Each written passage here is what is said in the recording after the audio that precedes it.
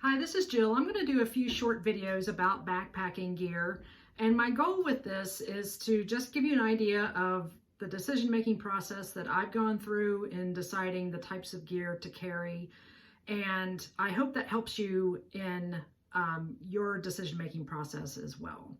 And I'm going to mention, product names and manufacturers of products that I have, but that doesn't mean that they are the best thing out there. There will be lots of other things out there that might be better for you. And I'm not getting paid for any of this information. So I just wanted to make that clear that what I have might not be right for you, but at least maybe you will know where I'm coming from and how I came to buy the gear that I did. And so this first video is going to be about the big three: backpack, tent, and sleep system. And so those three items are going to be combined will be the heaviest portion of your pack weight. And pack weight is everything. Base weight is everything minus consumables. So consumables will be food, water, could be toothpaste, fuel, that kind of thing. And I weigh everything. I use just a regular kitchen scale, and I created a spreadsheet that shows everything all together. So depending on the type of trip, the weight might go up and down depending on what type of quilt I take, whether I take my pillow. Other types of gear might change depending on location and weather and that kind of thing. So the first thing I'll talk about is my backpack. This is considered an ultralight pack, UL for short. This is the ULA circuit, and I started out with the Kelty backpack, and I really liked it. And it's very similar. It was very similar to like Osprey and Gregory and some of the traditional packs, where it has pockets and places for everything. The UL packs, whether they're ULA or somebody else, are essentially just one big bag. And so it took me a few trips to really figure out how to pack it. But it weighs just about 2.5 pounds. And that's one reason why I changed. It was because I went through a period of really trying to lower my base weight. And the Kelty pack weighed 4 pounds. And I knew that, a big way to reduce my base weight would be to get a new pack. And I'm going to talk about this a little bit more specifically in another video, and I'll show you how to pack and how to adjust your pack and weight and all that. Every pack needs a pack cover, and I think that was one of the funniest sections of Bill Bryson's book, A Walk in the Woods, was when he found out that backpacks are not waterproof. So some people carry trash bags or even trash compactor bags, as long as they're not scented, inside their pack. You can buy dry bags to put everything in, but a pack cover is a good idea, and pretty much every backpack nowadays comes with a pack cover. So the backpack and the pack cover both together weigh 2.5 pounds. The next thing I'll talk about is my tent, and I just got a new tent. This is the Tarp Tent Notch. I used the Lightheart Gear Solo for years, love it. I've only slept in this one once, so I'm still sort of practicing how to get it set up. But both tents are very similar in that they are, again, considered UL. And part of the reason they're considered UL is because they are trekking pole supported. And so I carry trekking poles with me anyway. And so they become sort of a 2-for-1 deal. They're used for me while I'm hiking, and then they're also used as the structure for the tent. So you're not carrying your tent structure on your back, you're carrying them in your hands. And I use just aluminum poles. They have shocks, which I recommend. These are the twist adjustable kind, but these seem like are harder to find. It seems like most of the manufacturers are making the lever adjustment lock. And these have cork handles, which I really like. They actually will conform to your hand a little bit, which makes them very comfortable. Carbon fiber poles are going to be more expensive, but they're going to be a lot lighter. So if you really, that is something that you will notice. It may not seem like it, but if you're really trying to conserve energy and weight, a carbon fiber pole versus an aluminum pole may be the way to go. But again, they are more expensive.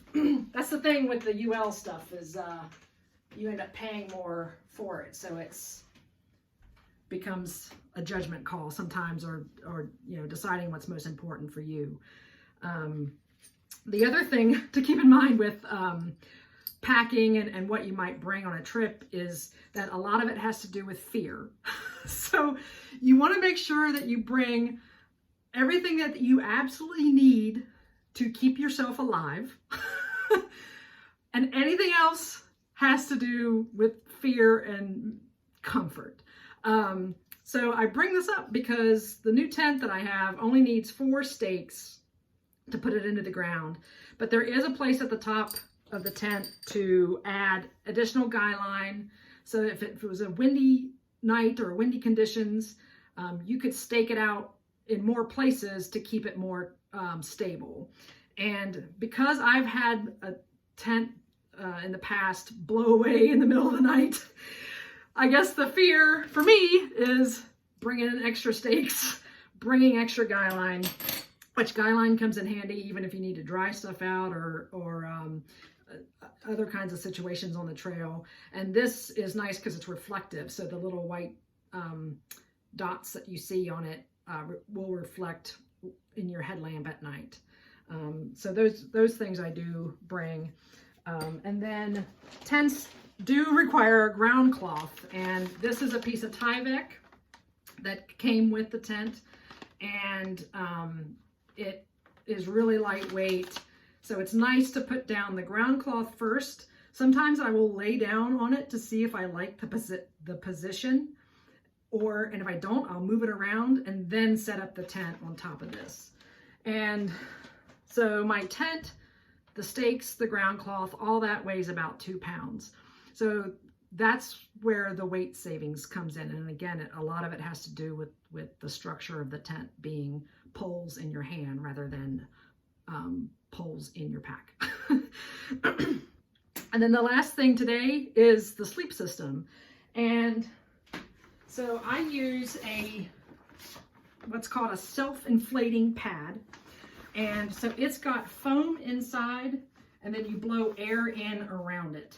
And I find this to be really comfortable. I used like a 1-inch thick pad before, and I've been sleeping on my side more, so I wanted something a little bit thicker for side sleeping, and I really like this pad a lot. And so when I say foam pad inside, I mean a closed cell foam pad, just like this, really lightweight. I will bring this on trips where it's really cold, put this down first, and then put the air mattress on top, even though this is rated for 4 seasons. But a closed cell foam pad is good for colder temperatures, to stand on, to sit on, just to have on hand. And instead of a sleeping bag, I use a quilt. This is a 20-degree quilt, and a quilt is basically a big blanket, and it zips and cinches together at the top and bottom. I have found this to be super warm. It's really lightweight. It's pretty expensive, but the other thing I like about this is that I usually do not put it in its own bag. I'll just stuff it into the pack in between things, unless I know it's going to be really wet weekend or something. And I'll show you kind of how I do that in the last video. But if there's any women out there of a certain age like me, you might appreciate a quilt because you can get out of it pretty easy in the middle of the night if you're having hot flashes or something like that. So this is a 20-degree quilt. I also have a 50-degree quilt. That's the orange thing up in the back. It's crazy light. It's only 11 ounces, but it's great in the summer. So the majority of the time I'm carrying the 20-degree quilt, which is 29 ounces. So the sleeping pad, quilt. Sometimes I will take a pillow, air pillow.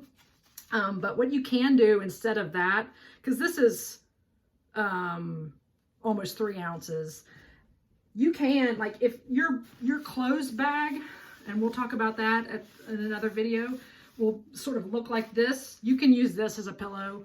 And sometimes what I'll do when I do that is just put a bandana or your dry cloth over it, and so it's a little bit softer than sleeping on plastic. So all of that together, the quilt and the sleeping pad, just over 3 pounds. So the big three then for me are nearly 8 pounds. So that's not too bad. And then it's everything else that adds to the pack weight. And so I hope that helps. And please leave me any comments down below this video. Thanks.